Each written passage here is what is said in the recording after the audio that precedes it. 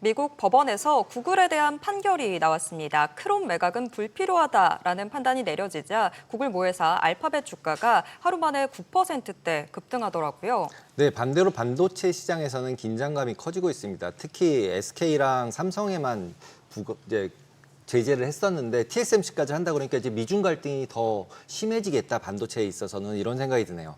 네, 여기에 또 알리바바가 자체 AI 칩을 개발했다는 소식까지 더해지면서 글로벌 빅테크 구도에 어떤 변화가 생길지 주목됩니다.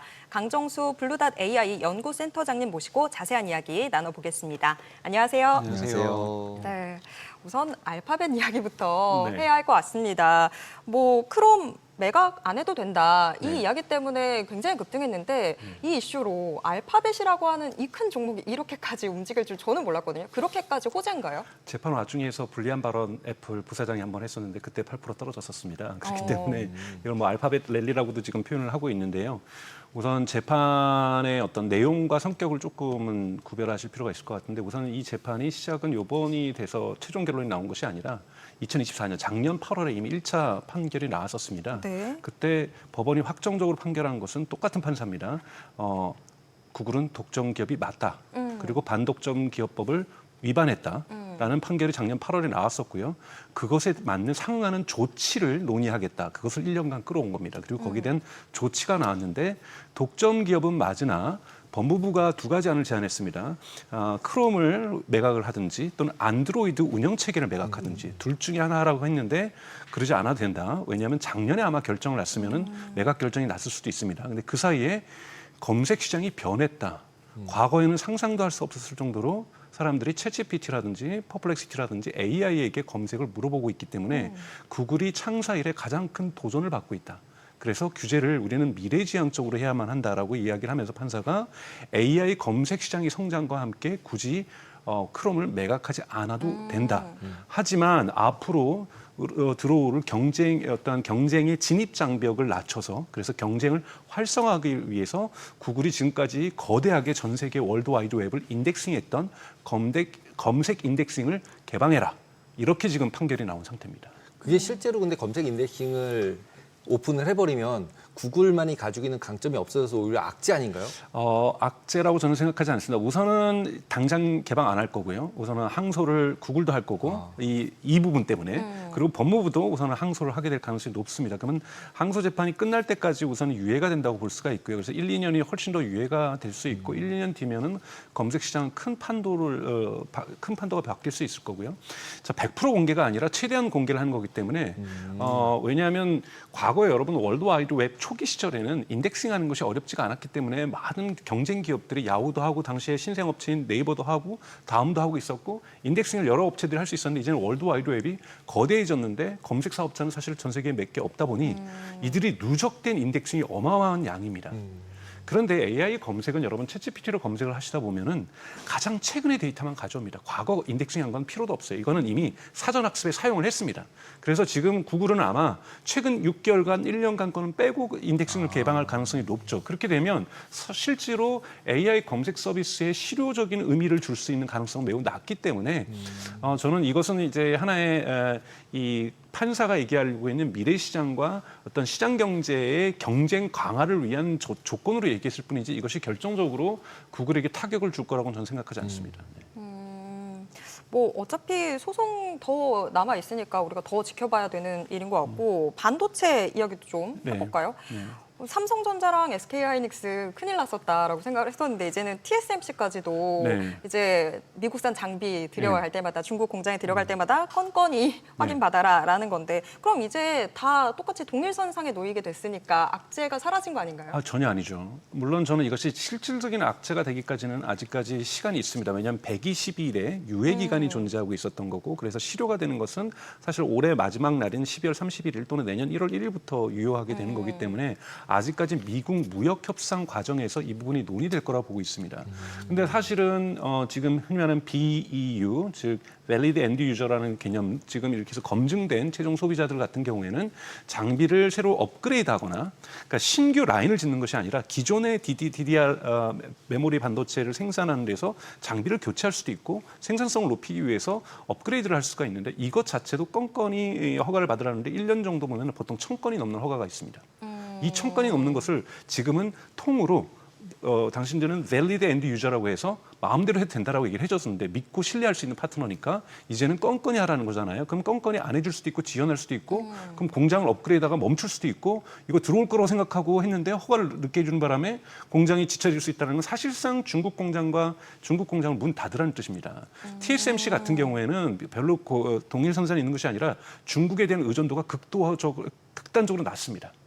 중국에 있는 공장들 자동차에 들어가는 흔히 말하는 뭐 16나노, 17나노 이러한 사양들의 이 반도체가 생산되고 있기 때문에 TSMC에게는 큰 타격이 없지만 사실상 메모리 반도체의 보급형 반도체의 대다수를 생산하고 있는 삼성전자와 SK하이닉스의 중국 공장 같은 경우에는 타격을 받을 수밖에 없죠.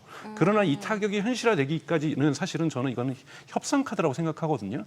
지금 실제로 중국이 만약에 미국이 이렇게 막아버릴 경우에는 우리나라 정부에서도 나서야 되는 문제고 사실 미중 협상의 다양한 카드들 중에 하나가 지금 제공되고 있다라고 저는 판단되고 있는 거고 여기에서 최종 결론이 정말로 건건이 허가를 받아야 된다면 저는 삼성전자하고 SK하이닉스는 큰 타격을 받게 될 거라고 저는 생각이 들고요. 아무리 HBM이 있어도 그런데 그 사이에 어떻게 풀릴지 모르기 때문에 아직은 결과가 최종적으로 난 것은 아니라고 보고 있습니다. 그러면 12월 30일까지 일단 시한부네요. 그렇죠. 근데 그 전까지 미중 무역 협정이 타결될 거라고 우리가 예상을 하고 있기 때문에 아무리 연기가 돼도 올해 안까지는 내년 중간 선거가 있기 때문에 그 전에는 타결될 거라고 보고 있기 때문에 그 사이에 어떻게 이것이 위치지어질지 사실 우리 정부의 노력이 더욱더 중요하다고 볼 수가 있습니다. 근데 이제 기본적으로 반도체 같은 경우는 어떻게 보면은 약간 누구나 만들 수 있다는 느낌이 조금은 있잖아요. HBM 빼면. 네. 그래서 결국 중국이랑 경쟁을 해봤자 어차피 나중에 안 될 거다. 네. 이런 소리가 좀 있어서 결국 이제 좀 HBM 빼고는 나쁘다 이렇게 돼 있는데 중장기적으로 볼 때는 맞는 말씀입니다. 지금 여러분도 아시는 그 YMTC라든지 CXMT 중국 기업들, 메모리 기업들이 지금 빠른 속도로 추격을 해오고 있기 때문에 범용 메모리 칩들 같은 경우에는 랜드프레시라든지 DDR이라든지 이런 부분에서는 중국이 추월이 있고 가격 경쟁들도 분명히 갖고 있음에도 불구하고 아직까지는 삼성전자나 SK하이닉스가 이 일반 메모리 분야에서도 경쟁 우위 부분이 있기 때문에 그거를 최대한 유지하는 것은 대단히 중요하다고 저는 생각이 들고요. 중장기적으로는 중국이 추적해올 가능성이 있겠죠. 하지만 이런 부분에서도 이것을 전략적으로 의미가 있다라고 우리가 판단하게 될 경우에 또는 미국이 그렇게 판단하게 될 경우에는 이 부분들을 보존하려고 할 거기 때문에 아마 미국은 이 공장의 이전들 전략적 요충지로서의 어떤 미중 갈등의 바로 그 터에 있는 중국 땅에서 생산하는 것이 아니라 중국을 그리고 가능한 많이 벗어난 곳에서 생산하는 것을 요구하게 될 거라고 저는 생각이 들고요. 지금 AI 전쟁이 하나의 군비 경쟁에서 AI 냉전으로 지금 치닫고 있는 상황 속에서 이러한 그러니까 메모리 반도체의 보급형 부분도 저는 중요한 전략 자산이 일부는 될 수 있다라고 저는 판단을 하고 있습니다. 근데 지금 사실 더 무서운 거는 중국이 지금 이번에 뒷부분에서 말씀드린 알리바바 이런 추격이라든지 범 이런 추격에 HBM2와 HBM3 좀 올드 버전이죠. 지금 벌써 HBM3E가 쓰이고 있으니까요. 그런 부분에서 올드 버전이긴 하지만 여기에서의 추격도 무시할 수 없는 수준이기 때문에 사실 중국의 반도체의 어떤 추격전이 사실 무서운 속도라고 볼 수가 있습니다. 지금 정말 말씀해 주셨던 대로 AI 칩, 뭐 알리바바 지금 자체 칩 내놓고 있고 화웨이도 뭐 블랙웰을 대체할 만한 제품들 선보이고 뭐 이런 상황이 됐는데 지금 중국의 AI 발전 속도가 너무 어마어마한 것 같아요. 그렇죠. 근데 사실은 이거는 엔비디아의 젠슨왕이 이야기했던 것처럼 미국이 자초한 부분도 있다라고 젠슨왕 얘기하고 있죠. 그냥 보급을 해줬으면 되는데 그걸 막아버리니까 그 필요가 수요를 발전을 만든다고 이러한 그들의 절박한 필요와 수요가 이런 AI라든지 또는 AI 반도체까지 이런 수직적으로 모든 것들을 다 발전시키고 있는 상황으로 치닫고 있는데요. 여러분 이것이 이제 8월 29일 날 월스트리트저널이 단독 보도하면서 이것이 지난주 금요일 같은 경우에는 엔비디아 주가가 하락하는 이런 결과를 나왔던 건데요. 이 보도를 자세히 읽어보면 아직까지 두려워할 수준은 아니라고 볼 수가 있습니다. 알리바바가 이번에 만든 것은 여러분 구별이 요즘 되기 시작하는데요. 그러니까 엔비디아 칩은 범용 칩이라고 해서 학습에도 쓰일 수 있고 추론이라는 건 뭐냐면 쉽게 얘기해서 여러분들이 챗GPT한테 질문을 하면은 답변하는 과정을 추론이라고 한다면 네. 즉 응용 부분이죠. 이 응용 부분에서도 GPU가 필요하고 엔비디아의 GPU 같은 경우 이것을 범용적으로 사용하는 거고 근데 지금 이번에 중국에서 알리바바가 개발했다고 하는 것은 이 응용할 때, 추론할 때 쓰고 있는 추론 전용 칩이 즉 학습할 때는 작동하지 않습니다. 그리고 이번에 파이낸셜 타임즈가 보도했지만 딥시크가 지금 R2 버전 2가 지금 나오고 있지 않은 상황이잖아요. 그 이유가 중국 정부가 강요해서 학습할 때도 하웨이 걸 했다라는 거예요. 근데 하다가 실패했다고 접었어요.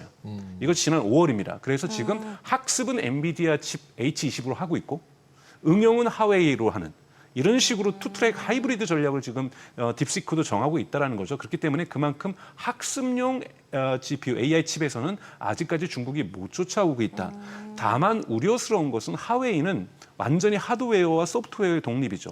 근데 여러분 엔비디아 칩의 가장 경쟁력 중에 하나는 하드웨어도 하드웨어지만 쿠다라고 하는 소프트웨어에서 수많은 이 GPU들을 연결할 수 있는 능력에서 범용성들이 엄청나고 여기에서 다른 경쟁 업체들이 AMD라든지 브로드컴들이 공격을 못하는 지점들이거든요. 근데 이번에 이제 알리바바에서 월스트리트저널이 가장 놀라운 부분으로 지목했던 것은 혼용이 된다라는 거예요. 즉 하웨이 칩과 알리바바가 개발한 칩과 이런 것들을 연결해서 하웨이 칩은 아니지만 이렇게 연결해서 엔비디아 칩들을 연결했으면은 소프트웨어상으로 쿠다에서 다 작동이 된다라는 거예요. 호환성을 마련했다라는 겁니다. 이렇게 되면은 H20 칩도 쓸 수 있고 알리바바 칩도 쓰면서 대단히 소프트웨어적으로 이건 대단히 어려운 일이거든요. 이런 부분들을 마련했다는 부분에서 중장기적으로 만약에 소프트웨어에서 즉 여기서의 소프트웨어라는 것은 수많은 GPU, AI 칩들을 연결하는 겁니다. 여기에서 만약에 중국이 미국을 쫓아오거나 엔비디아를 쫓아오게 되면은 중국을 넘어서서 중국의 칩이 해외로 수출될 수 있는 결정적 계기가 마련됩니다. 칩을 잘 만들어서 물리적인 하드웨어만 잘 만들어서는 중국의 내수 시장도 힘들고 해외로 진출하기 어려운데요. 소프트웨어 부분에서 빠른 속도로 쫓아오겠다는 것이 사실은 월스트리트저널을 보고 있는 놀라움이라고 표현하고 있는 거거든요. 그렇기 때문에 중국을 결코 무시할 수는 없다. 하지만 그리고 단기적으로는 엔비디아를 위협할 수준은 아니다. 왜냐하면 엔비디아를 위협할 수준 정도로 학습용에 있어서 AI 학습 칩에 있어서는 능력을 발휘하지 못하고 있다. 응용 부분이다라는 부분으로 제한되어 있다는 부분에서 단기적으로는 엔비디아에게 공격이 안 되지만 장기적으로는 오히려 소프트웨어가 공격이 될 수도 있다. 이런 부분을 주목할 필요가 있습니다. 그 쿠다랑 GPU 가지고 엔비디아가 한 단계 그렇게 업그레이드 됐던 게 사실 거의 20년 전의 일인 그렇죠. 거잖아요. 그러면 네. 산술적으로 지금 중국과 엔비디아 자체의 기술적 격차 20년 정도 이렇게 봐야 되는 걸까요? 그렇게 볼 수 있죠. 왜냐하면 하드웨어 부분들은 많이 쫓아왔지만요. 한국도 지금 뭐 IBM도 마찬가지고 AMD도 마찬가지고 엔비디아 아성을 무너뜨리지 못하는 이유는 하드웨어에서의 엔비디아의 뛰어남도 있지만 이 쿠다 생태계입니다. 그러니까 여러분들 이번에 많은 뉴스 보셨지만 한국도 뭐 36,000개를 지금 뭐 구매를 한다 이런 얘기를 하고 있고 뭐 일론 머스크의 X.AI는 10만 개를 구매해서 작동했고 이제는 20만 개까지 연결했다고 그러잖아요. 이 20만 개를 뭘로 연결하겠어요? 쿠다로 연결합니다. 쿠다로 연결하면서 1,000개는 이런 역할을 하시고요. 1,000개는 이런 역할을 하시고요. 500개는 이런 역할을 하시고 이거를 조정을 해주는 것이 쿠다거든요. 네. 이 쿠다가 없으면 데이터 센터는 작동하지 않습니다. 물론 이거를 물리적으로 연결하는 NV 링크라든지 LV 링크라든지 이런 링크들도 중요하지만 실질적으로 이걸 제어할 수 있는 아니 엔지니어들이 과학자들이 연결해서 AI를 만들게 학습시키기 위해서 배당을 해야 되잖아요. 그 컴퓨터 칩들을 이런 부분들을 다른 데서는 지금 쫓아갈 수 없다라는 부분에서 압도적인 우위를 점하고 있는 것이 엔비디아의 쿠다라고 볼 수 있는데 이제는 중국이 하드웨어를 쫓아온 걸 넘어서서 비록 20년 정도 떨어질 수 있지만 그 간격의 속도는 똑같이 20년이 안 걸릴 수가 있거든요. 쿠다라는 것이 공개된 소프트웨어이기 네. 때문에 대단히 빠른 속도로 소프트웨어도 중국이 깃발 들고 쫓아오고 있다고 볼 수가 있습니다. 근데 지금 이제 학습하고 추론하고 두 개를 구분해 주셨잖아요. 이제 네. 드디어 사람들이 알게 됐잖아요. 양쪽이 틀리다. 네. 그리고 이제 추론만 있으면 그러면은 어떻게 생각하면 어플리케이션을 만들 수 있는 거잖아요. 네. 그죠? 학습하는 모델은 어차피 GPT를 쓰거나 뭐 구글 써야 제미나를 써야 되지만 거기까지만 오픈해 주면 내가 추론으로 되는 거 좀 작은 것들 온 디바이스 반도체나 이런 거 만들고 앱 잘 만들면 내가 이제 시장을 먹어버리면 어차피 회원만 있으면 되는 거잖아요. 네. 그러면 애플 같은 경우 저는 이제 어저께 그 뉴스 보면서 애플이 잘한 거 아니야? 돈 하나도 투자 안 하고 나중에는 검색도 어떻게 생각하면 구글한테 돈 받으면서 검색 엔진 썼잖아요. 네. 근데 이제 이런 오픈 AI 모델들도 여러 놈이 나오면 여러 개가 나오면 나는 모바일 폰 있고 정보를 가져가는 개인들이 있어. 네. 그러니까 나는 너네들 돈 내고 써 오히려 네. 공짜로. 네. 그렇게 되고 애플이 더 위에 서는 게 아닌가 이런 생각 드는데 저는 어떠세요? 그렇게 보지 않습니다. 엔비디아의 강점이 추론에서도 유지될 거라고 보는데요. 대표적으로 추론 칩을 전문으로 만드는 건 한국에도 있죠. 퓨리오사라고 하는 예. 레벨리움 이런 데서들이 이런 추론 전문 칩을 만들고 있는데요. 여러분 엔비디아의 저는 지배력이 앞으로도 계속 당분간 지속될 수밖에 없는 것이 추론이 고도화되고 있습니다. 과거에는 GPT한테 여러분들이 질문하면 답변이 짧았어요. 요즘은 GPT가 사고하고 어쩔 때는 30분 동안 고민합니다. 흔히 말하는 딥 리서치라는 기능이죠. 30분 동안 고민하고 띵킹이라는 GPT-5 같은 경우는 띵킹이라는 모델을 쓰면은 1분 정도 고민을 하고 생각을 하고 연구를 합니다. 이건 과거의 추론보다 100배, 1000배 더욱더 많은 컴퓨팅 파워를 요구하게 된다는 거예요. 근데 우리 이용자들은 계속해서 최고 사양의 서비스를 원하는 거거든요. 그러면 작년에 GPT를 가지고 여러분들이 챗GPT에게 질문을 했으면요. 추론 칩에서 용량을 많이 차지 안 합니다. 컴퓨팅 파워를 차지하지 않죠. 여기 응용 서비스를 만들어요. 근데 GPT-5를 가지고 훨씬 더 많은 추론의 용량을 컴퓨팅 파워를 요구하는데 여기서 애플리케이션을 만들어요. 어떤 게 좋냐면 GPT-5에서 만든 것이 월등하게 좋습니다. 요즘 동영상 같은 경우 여러분 1년 전에요. 스미스가 이렇게 스파게티를 먹는 동영상들이 있었어요. 여러분 보셨겠지만 막 코 옆으로 지나가고 막 입이 막 이상해지고 그랬어요. 근데 요즘 보면은 정확하게 스파게티를 이쁘게 먹습니다. 정말 AI의 기술은 매년 또는 매년이라고 볼 수도 없죠. 매 분기마다 또는 매달 어마어마하게 진화하고 있고 여기에는 어마어마한 추론 컴퓨팅이 필요합니다. 그렇기 때문에 엔비디아의 저는 수요가 계속해서 늘어나고 있는 것은 학습에서도 계속 늘어나고 있지만 이것을 응용하기 위한 서비스에조차도 과거의 모델과는 다른 최상의 모델은 더욱더 많은 추론에서 컴퓨팅 파워를 요구하고 있기 때문이라는 거고 저는 그래서 추론 시장도 사실은 이 저평가해서는 안 된다고 보고 있습니다. 그러면 지금 우리가 언론에서 계속 뭐 중국 AI 여러 가지 이야기들 나오고 있는데 이게 지금 뭐 어쨌거나 엔비디아 혼자 공고했던 것 같은 거에서 약간의 경쟁자들이 나오니까 거기에서 지금 위험성을 느끼고 있는 거고 그게 좀 언론에서 좀 과장되게 보고 있는 거다라고 봐야 되는 걸까요? 그렇죠. 원래 옆집에서 불나면 크게 보도하지 않습니까? 그러니까 이게 저희가 지금 불이 나려고 하는 거잖아요. 근데 이제 이 불이 엔비디아의 집까지 옮겨갈 것이 아니냐는 제가 보기엔 거의 불확실히 가능성 거의 제로에 가깝다고 볼 수 있습니다. 단기적으로는. 그런데도 이것이 언젠가는 엔비디아를 침범할 수 있지 않을까? 가뜩이나 지금 AI 버블론도 지금 있다 보니 투자자들도 놀라는 거고 사실 이런 것은 저는 시장의 노이즈라고 저는 생각이 들어요. 주식시장으로 볼 때는요. 그런데 냉정하게 볼 필요는 있다는 거죠. 왜냐하면 계속해서 미중 간의 갈등이 강화되면서 AI 군비 경쟁이 AI 냉전으로 진화할 경우에는 결국은 중국도 독립할 수밖에 없는 거고 AI를 포기한 인류 문명의 발전은 이제는 저는 상상할 수 없다고 생각이 듭니다. 근데 중국 보고 당신네들은 문명 발전을 시키지 마세요. 이렇게 지금 얘기할 수는 없는 거거든요. 그러면 그렇죠. 자신들도 무언가를 다 해야 되는 거기 때문에 중장기적으로는 중국을 넘어서는 가능성도 있다는 겁니다. 중국이 꼭 그렇게 된다는 것이 아니라 그 중장기적으로는 중국을 넘어서 엔비디아의 다른 시장을 침범하는 유럽 시장을 침범하고 남미 시장을 침범하고 중동 시장과 동남아 시장을 침범하는 이런 강력한 경쟁자를 만들 수도 있다. 그렇기 때문에 젠슨왕 같은 경우 제발 냉전하지 말고 싸우지 말고 그들이 우리에게 종속될 수 있도록 적절한 수준은 공급해 주자. 그러면 절박함이 떨어지기 때문에 개발의 속도가 그렇다고 완전히 없앨 수는 없지만 속도를 완화시킬 수 있다는 것이 젠슨왕의 주장인 거죠. 미국 정부가 이걸 얼마큼 들어줄지는 좀 지켜볼 문제라고 저는 봅니다. 네. 요거 미국 정부가 들어야 되는데 아쉬움이 좀 남네요. 네, 오늘 말씀 여기까지 듣겠습니다. 고맙습니다. 네, 고맙습니다. 감사합니다.